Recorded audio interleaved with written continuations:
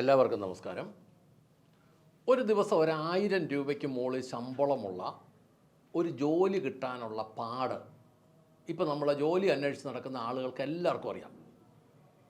അങ്ങനെയാണെങ്കിൽ മാന്യമായ വരുമാനമുണ്ടായിരുന്ന 15 ലക്ഷത്തിലധികം ആളുകളുടെ ജോലി സർക്കാർ ഉദ്യോഗസ്ഥന്മാരിൽ ചിലർ മൂലം പോയി എന്നത് മനസ്സിലാകുവാണെങ്കിൽ നമ്മളതിനെ എന്നതാണ് പറയേണ്ടത്?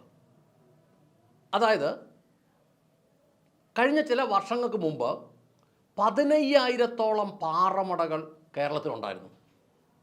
എന്നാൽ ഇന്നത് 500-ൽ താഴെയായി ചുരുക്കിക്കളഞ്ഞു.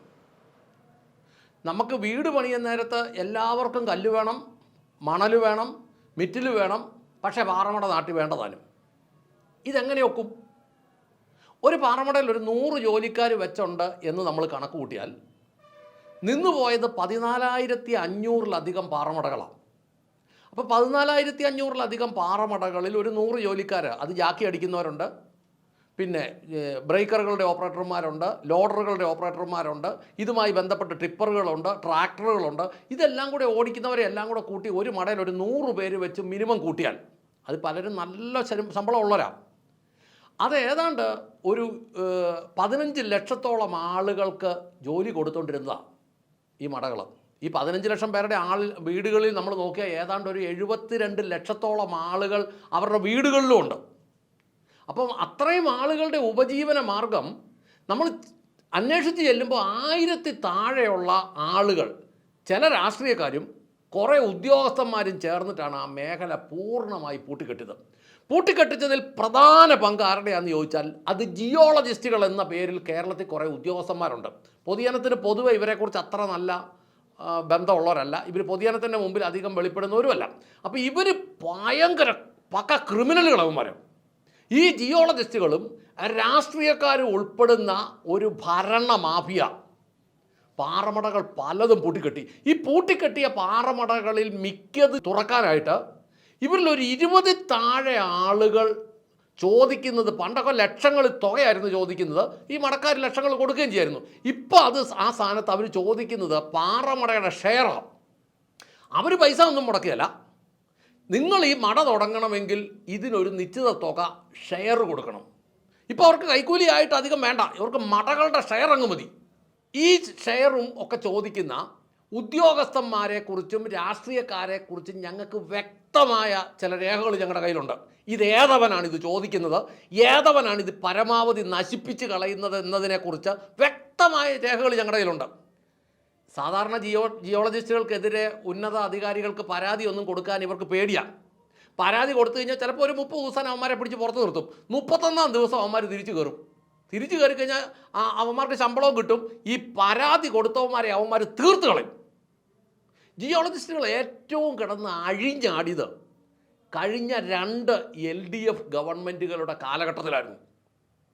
ഈ LDF ഗവൺമെൻറ്റുകളുടെ കാലഘട്ടത്തിൽ എന്തിനാണ് ഈ പാറമട ക്രഷർ ബിസിനസ്സിനെ തകർത്തതെന്ന് നിങ്ങൾക്കറിയാമോ? തമിഴ്നാട്ടിൽ പാറയ്ക്കും പാറ ഉൽപ്പന്നങ്ങൾക്കും കേരളത്തിലെ വിലയുടെ പകുതി താഴെ വിലയുള്ളൂ. തമിഴ്നാട്ടിലെ പാറമട ലോബിയായിട്ട് ഇവിടുത്തെ രാഷ്ട്രീയ ലോബി അങ്ങ് ധാരണയായി. അവിടുന്ന് ഏതാണ്ട് ഒരു ദിവസം 15,000 ടോറസ് ലോഡുകൾ വരെ കയറി കേരളത്തിലേക്ക് വരുന്നുണ്ടെന്ന് പറയുന്നു.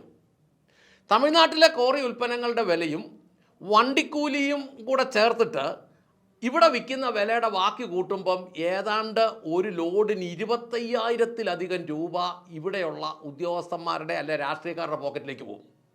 കേരളത്തിലേക്ക് കയറി വരുന്ന ലോറികളിൽ ഓവർലോഡ് ഉണ്ടെങ്കിൽ ആ ഓവർലോഡ് പോലും പിടിക്കാതിരിക്കാൻ വേണ്ടി ഇവർ ചെക്ക് പോസ്റ്റുകളിലെ വേബ്രിഡ്ജുകൾ പലതും കേടാക്കി കൊടുത്തു.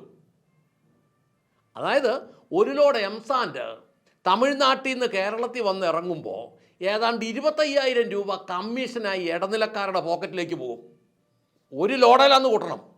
അങ്ങനെ നമ്മൾ കണക്ക് കൂട്ടി നോക്കുമ്പോൾ ഏതാണ്ട് 40 കോടി അടുത്ത തുക കേരളത്തിൽ ഉടനീളം ഒരു ദിവസം കൊണ്ട് ഇവന്മാരുടെ പോക്കറ്റിലേക്ക് പോകും. 5 പൈസ മുടക്കില്ലാത്ത, ഒരു മുട്ടുമില്ലാത്ത, ഒരു പണിയില്ലാതെ കിട്ടുന്നതാണ്. അതിനുവേണ്ടി കൊടുത്ത വില എന്താണെന്നറിയാമോ? കേരളത്തിൽ ഏതാണ്ട് 14.5 ലക്ഷം വരുന്ന ആളുകളുടെ തൊഴിൽ അവരില്ലെന്നാക്കി. ഈ പന്നന്മാരെ ഇവിടെ ജീവിക്കാൻ അനുവദിക്കാവോ? 14.5 ലക്ഷം ആളുകളെ ആശ്രയിച്ച് ജീവിക്കുന്ന 72.5 ലക്ഷം ആളുകളുടെ ജീവിതമാർഗ്ഗം ഇവന്മാർ തകർത്ത് കളഞ്ഞു. എന്തിനാണെന്നറിയോ? 1000 താഴെ വരുന്ന ആളുകളുടെ കോടികളുടെ സമ്പാദനത്തിന് വേണ്ടിയാണ് തകർത്ത് കളഞ്ഞത്. സത്യം പറഞ്ഞാൽ ഇതിൻ്റെ കണക്കൊക്കെ കേൾക്കുമ്പോൾ നമുക്ക് ചങ്ക് പൊട്ടിപ്പോകും. ഇതുമൂലം എന്നാ സംഭവിച്ചു? കേരളത്തിൽ നിർമ്മാണ വസ്തുക്കളുടെ കല്ലിനും മണലിനും മെറ്റലിനും എല്ലാം വില അങ്ങോട്ട് ഇരട്ടിയിലധികമായി വർദ്ധിച്ചു. കെട്ടിട നിർമ്മാണത്തിൻ്റെ റേറ്റ് 2-3 ഇരട്ടിയായിട്ട് വർദ്ധിച്ചു. കേരളത്തിലെ മുഴുവൻ മനുഷ്യർക്കിട്ടും അങ്ങനെ ഇവന്മാർ പണി കൊടുത്തു. ഇപ്പോൾ ഈ ലൈഫിൻ്റെ പദ്ധതിക്ക് പോലും 6 ലക്ഷം ഒക്കെ കൊടുക്കുന്ന വീടുകൾക്ക് പോലും ഈ സാധനങ്ങൾക്ക് ഇതുപോലെ വിലയായതുകൊണ്ട് പണി നടക്കുകയല്ല. കാരണം റേറ്റ് കൂടിപ്പോയി. ഇതിൻ്റെ പുറകിൽ കളിച്ചത് കുറേ ജിയോളജിസ്റ്റുകൾ, കുറേ MVD ഉദ്യോഗസ്ഥന്മാർ, കുറച്ച് പോലീസുകാരും കൂടിയിട്ടുണ്ട്, പിന്നെ കുറേ രാഷ്ട്രീയക്കാരും. ഇവന്മാരാണ് ഇത് തകർത്തത്. ഈയിടെ കണ്ടോ, കൊല്ലം ജില്ലയിൽ ഒരു ടിപ്പർ അപകടം ഉണ്ടായി. ഒരു പെണ്ണ് പഴച്ചാൽ നാട്ടിലുള്ള മുഴുവൻ പെണ്ണുങ്ങളെ ശിക്ഷിക്കണമെന്നുള്ളതാണ് ഉദ്യോഗസ്ഥന്മാരുടെ ഒരു ചിന്താഗതി. അതിപ്രകാരം എന്നാ കാണിച്ചു? കൊല്ലം ജില്ലയിൽ ഇനി മുതൽ ആ അപകടം കഴിഞ്ഞതിന് ശേഷം രാവിലെ 7 മുതൽ 10 വരെയും വൈകിട്ട് 3 മണി മുതൽ 5 മണി വരെയും അമ്മമാർ നിരോധനം അങ്ങോട്ട് ഏർപ്പെടുത്തി. വണ്ടി ഓടാൻ പറ്റിയല്ല. ഒടുക്കത്തെ ടാക്സ് മേടിക്കുന്നുണ്ട്, പക്ഷെ ഓടാൻ പറ്റിയല്ല. ടൂറിസ്റ്റ് ബസ് അപകടത്തിൽപ്പെട്ടതിൻ്റെ കാരണം വെള്ള പെയിൻ്റ് അടിക്കാത്തതാണെന്ന് കണ്ടുപിടിച്ച മരമണ്ടന്മാരായ ഉദ്യോഗസ്ഥന്മാരുള്ള നാടാണ് കേരളം. അന്ന് കേരളത്തിലെ സകല ബസ്സിനും പറഞ്ഞു, ഇനി ടൂറിസ്റ്റ് ബസ് ഇവിടെ ഓടുന്നുണ്ടെങ്കിൽ വെള്ള പെയിൻ്റ് അടിച്ചാൽ മതി. അങ്ങനെയാണെങ്കിൽ ഇവന്മാർ ഇതിൻ്റെ പേരിൽ ഇവന്മാർക്ക് എത്ര കിട്ടിയിട്ടുണ്ടെന്ന് ദൈവത്തിനറിയാം. രാവിലെ 8 മണി മുതൽ വൈകുന്നേരം 5 മണി വരെയാണ് കേരളത്തിൽ ഒരു വർക്കിംഗ് ടൈം പൊതുവേ നമ്മൾ പറയുമ്പോൾ. ആ സമയത്ത് നിന്ന് ഈ 5 മണിക്കൂർ ടിപ്പറിന് നിരോധനം ഏർപ്പെടുത്തിയേക്കുന്നത്. ഒന്നാമത് മടയിൽ രാവിലെ ഒരു 9, 9, 10 മണിയാകാതെ പാസ് അടിക്കുകയില്ല. പാസ് അടിച്ചു കഴിഞ്ഞാൽ പിന്നെ സ്കൂൾ ടൈമായി. ഇനി സ്കൂൾ ടൈം കഴിഞ്ഞ് പിന്നെ വൈകുന്നേരത്തെ സ്കൂൾ ടൈം കഴിഞ്ഞത് എപ്പോഴാണ് ഇത് ഓടിച്ചുകൊണ്ട് പോകുന്നത്? ഒരു പരിധി വരെ നമ്മുടെ കേരളത്തിൽ ധാരാളം സ്കൂളുകളുണ്ട്. ഒരു 5 കിലോമീറ്ററിനും 10 കിലോമീറ്ററിനും ഇടയ്ക്ക് ധാരാളം സ്കൂളുകളുണ്ട്. ഈ സ്കൂളുകളിലേക്ക് കുട്ടികൾക്ക് പോകാൻ 1 മണിക്കൂർ നേരം കൊടുത്താൽ പോരെ? തന്നെയല്ല ഈ ടിപ്പർ മാത്രമാണോ കേരളത്തിൽ അപകടം ഉണ്ടാക്കുന്നത്? KSRTC ബസ്സുകൾ എന്തേരം അപകടം ഉണ്ടാക്കുന്നു, പ്രൈവറ്റ് ബസ്സുകൾ എന്തേരം അപകടം ഉണ്ടാക്കുന്നു, ഓട്ടോറിക്ഷകൾ എന്തേരം അപകടം ഉണ്ടാക്കുന്നു, സ്വകാര്യ കാറുകളും ബൈക്കുകളും ഒടുക്കത്തെ പോക്ക് പോയി എന്തേരം അപകടങ്ങൾ ഉണ്ടാക്കുന്നു. ഇതിനൊന്നും സമയനിരോധനം ഇല്ലല്ലോ. അങ്ങനെ സമയനിരോധനം ഏർപ്പെടുത്തി ഒരു നാടിന് മുന്നോട്ട് പോകാൻ കഴിയുമോ? ടിപ്പറുകൾക്ക് കൂടുതൽ സമയം നിരോധനം ഏർപ്പെടുത്തിയാൽ അതിനുശേഷം ലോഡ് എടുക്കാനും ഇത് സമയത്ത് സൈറ്റിൽ കൊണ്ട് എത്തിക്കാനും വേണ്ടി അവർ മരണസ്പീഡിൽ പോകും. അപകടം കൂടുകയല്ല ഉള്ളോ. ഇതുപോലും മനസ്സിലാക്കാത്ത മരമണ്ടന്മാരാണോ ഇവിടുത്തെ ഉദ്യോഗസ്ഥന്മാർ? ടിപ്പറുകൾക്കൊന്നും അല്ലെങ്കിൽ ഇൻഷുറൻസ് തരും ഉണ്ട്, അതുപോലും ഇല്ലാത്ത എന്തുമാത്രം പഴഞ്ചടക്ക് KSRTC ബസ്സുകൾ റോഡിൽ ഓടുന്നുണ്ട്. അതെന്തുകൊണ്ടാണ് സ്കൂൾ സമയത്ത് നിരോധിക്കാത്തത്? ഇനി അടുത്തത്, ഈ റോഡിലുള്ള ഒടുക്കത്തെ ചെക്കിങ്ങും പിഴയും. ചെക്കിങ് കൂടും തോറും ആളുകൾ വാഹനങ്ങൾ ഒതുക്കിയിടുന്നു. ഞാൻ ഗവൺമെൻറ്റിനോട് വെല്ലുവിളിച്ച് ചോദിക്കട്ടെ, നിങ്ങൾക്ക് ധൈര്യമുണ്ടോ 6 മാസം വഴിയിലെ പിരിവും ചെക്കിങ്ങും നിർത്തിയേക്കാൻ? അങ്ങനെ വന്നാൽ വരുമാനം വർദ്ധിക്കുമെന്നുള്ള ഉറപ്പാണ്. വരുമാനം വർദ്ധിപ്പിക്കണമെങ്കിൽ ഈ വഴിയിൽ ഈ കൊള്ളക്കാരെ ഇറക്കി വിട്ട് പിടിപ്പിക്കുകയല്ല ചെയ്യേണ്ടത്, വാഹനങ്ങൾക്ക് ഓടാനുള്ള വഴി കൊടുക്കുക ചെയ്യണ്ടേ. അവരോടട്ടെ. ഈ അടുത്ത കാലത്ത് ഒരു ടിപ്പർ ലോറി പിടിച്ചു കൊണ്ടുപോയി. അതിൻ്റെ ഫയലൊന്ന് സ്പീഡിലാക്കാമെന്ന് ചോദിച്ചതിൻ്റെ പേരിൽ ജിയോളജി ഓഫീസിലെ സാറുമാർ 10 ദിവസത്തേന് ആ ഫയൽ തൊട്ടില്ല. അവന്മാർക്ക് ഇഷ്ടപ്പെട്ടില്ല. ഈ ചെറ്റകൾക്ക് ശമ്പളം കൊടുക്കാൻ വേണ്ടിയിട്ട് എന്തിന് ടിപ്പർകാർ ഇങ്ങനെ കിടന്ന് മരണപ്പണി എടുക്കണം? ഇവൻ്റെയൊക്കെ സ്വഭാവം എന്താ ഇങ്ങനെയായി പോകുന്നത്? ഈ കഴിഞ്ഞ ദിവസം ഉണ്ടല്ലോ, പത്തനംതിട്ടയിൽ ഒരു പാറമടലൊരു അപകടം ഉണ്ടായി. അന്ന് തൊട്ട് കേരളത്തിലെ മടകളിലെല്ലാം ഒടുക്കത്തെ ചെക്കിങ്. തലേദിവസം വരെ ഒരു പ്രശ്നവും.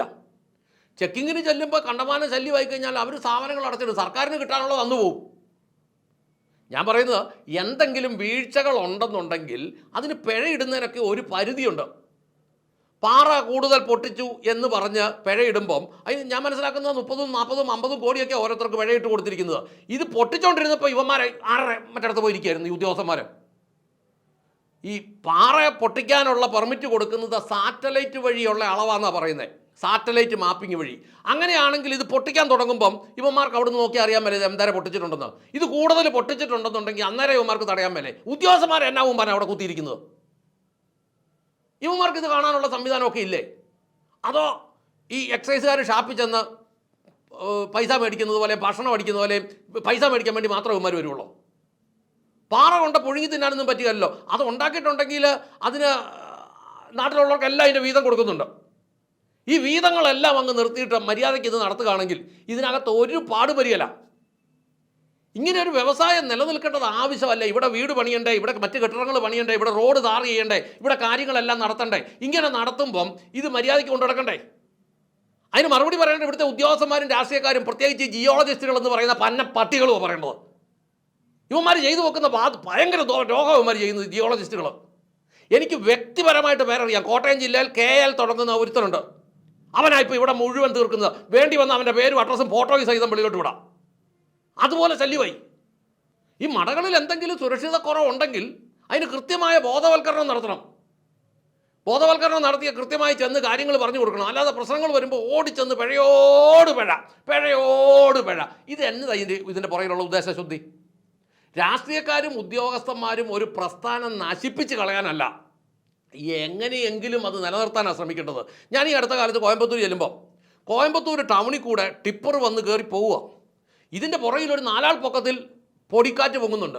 അവിടുത്തെ ആൾക്കാരോട് ചോദിച്ചപ്പോൾ അവർ പറഞ്ഞു, അയ്യോ ഇതൊന്നും തൊടാൻ പറ്റിയല്ല, ഇവിടുത്തെ വികസനത്തിന് ഇതൊരു അത്യാവശ്യമാണെന്ന് ഇവിടുത്തെ ഗവൺമെൻറ്റിനും ഇവിടുത്തെ ഉദ്യോഗസ്ഥന്മാർക്കും അറിയാം. അതുകൊണ്ട് അവരിതിനകത്തൊന്നും തലയിടുകയല്ല, നമ്മൾ എന്നാ പരാതി കൊണ്ട് പോയിട്ടും കാര്യമില്ലെന്ന് പറഞ്ഞു. കേരളത്തിൽ അങ്ങനെയല്ല. കേരളത്തിൽ എല്ലാ സാധനവും വേണം, വില കുറഞ്ഞ് വേണം താനും, ഒന്നും നടത്താനും സമ്മതിക്കില്ല. അതുകൊണ്ട് കേരളത്തിലെ രാഷ്ട്രീയക്കാരും ഉദ്യോഗസ്ഥന്മാർ എങ്ങനെ ഒരു പ്രസ്ഥാനം മുടിപ്പിക്കാം എന്നാണ് ഇപ്പോൾ ചിന്തിക്കുന്നത്. കേരളത്തിലെ പുതിയ ഗവൺമെൻറ്റിനോട് പറയട്ടെ, നിങ്ങൾ ഈ പാറമട ബിസിനസ്സിനകത്ത് കളിയെടുക്കുന്നവന്മാരെ തിരിച്ചറിഞ്ഞ് അവരെ കൃത്യമായിട്ടും ഇതിൽ നിന്ന് മാറ്റി നിർത്തണം. ജിയോളജിസ്റ്റുകൾ എന്ന് പറയുന്ന വകുപ്പ് കൈക്കൂലി അങ്ങേയറ്റം എത്തി നിൽക്കുന്ന ഒരു സാധനമാണ്. ഇവന്മാരെ നിയന്ത്രിക്കാൻ സാധിക്കുന്നില്ലെങ്കിൽ കേരളത്തിലെ സകല ബിസിനസ്സുകളും നിന്നു പോകും. പാറമട നിന്ന് കഴിഞ്ഞാൽ, മെറ്റൽ ക്രഷർ നിന്ന് കഴിഞ്ഞാൽ നിർമ്മാണ വസ്തുക്കളുടെ എല്ലാം വില കൂടും. അതോടുകൂടി സിമെൻറ്റിൻ്റെയും കമ്പിയുടെയും എല്ലാം കച്ചവടം കുറയും. പെയിൻറ്റ് കട കച്ചവടം കുറയും. അതുപോലെ പ്ലംബിംഗ് കട കച്ചവടം കുറയും. അങ്ങനെ സകല മേഖലയിലും കുറഞ്ഞ് സർക്കാരിൻ്റെ GSTയും കൂടെ കുറയാനേ ഇത് ഇടയാവുള്ളൂ. അതുകൊണ്ട് കർശനമായിട്ടും ഈ ജിയോളജിസ്റ്റുകൾ എന്ന് പറയുന്ന പന്നന്മാരെ നിയന്ത്രിച്ചേ മതിയാവൂ എന്ന് ഓർമ്മിപ്പിച്ചുകൊണ്ട് നിർത്തട്ടെ. നന്ദി, നമസ്കാരം.